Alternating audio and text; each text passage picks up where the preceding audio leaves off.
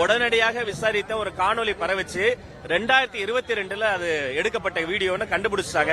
அந்த அம்மா நடவடிக்கை எடுக்கிறதா இருந்தாங்க. அன்றைய முதல்வராக இருந்த அவங்க மீது நடவடிக்கை எடுக்க சொன்னாங்க. ஃபுல் மூன் சேல் காலை 9 மணியிலிருந்து இரவு 12 மணி வரை ஜூன் 29 ஒரு நாள் மட்டும். இன்று செய்தியாளர்களை சந்தித்து பேசிய அமைச்சர் ராஜ்மோகன் பள்ளிகளில் விஜய் பாடல் ஒளிபரப்பு செய்யப்பட்டது குறித்து கருத்து தெரிவித்த மேயர் பிரியாவிற்கு பதிலடி கொடுத்துள்ளார்.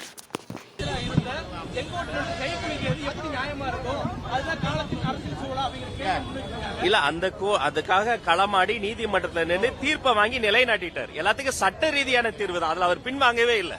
அப்ப தாமிரபரணி படுகொலைக்கு யார் காரணம்? அப்பாவையா என்ன சொன்னாரு? கலைஞர் கருணாநிதி தான் தாமிரபரணியில படுகொலைக்கு காரணம். அத்தனை பேர் அடிச்சே கொண்டாங்களே. அப்ப அப்பாவையா சபாநாயகரா உட்கார்ந்துகிட்ட சபாநாயகர் பேர்ல ஒரு பேச்சாளரா பேசலையா? இதெல்லாம் காரணங்கள் கண்டுபிடித்து சண்முகம் ஐயாவே யாரு கல்லு வீசினாலும் சிறுமைப்படுத்த முடியாது. தன் மீது வீசப்பட்ட கற்களை வைத்து சிவப்பு கொட்டை கட்டி சிவப்பு கொடியோட அவர் களமாடுவார்.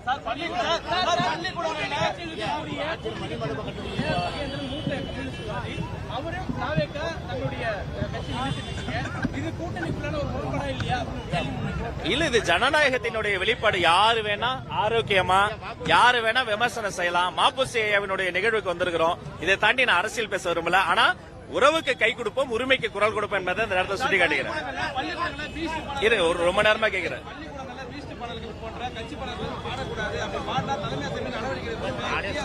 உடனடியாக விசாரித்த ஒரு காணொலி பரவிச்சு 2022 அது எடுக்கப்பட்ட வீடியோன்னு கண்டுபிடிச்சாங்க. அந்த அம்மா நடவடிக்கை எடுக்கிறதா இருந்தாங்க. அன்றைய முதல்வராக இருந்த அவங்க மீது நடவடிக்கை எடுக்க சொல்லுங்க. நன்றி.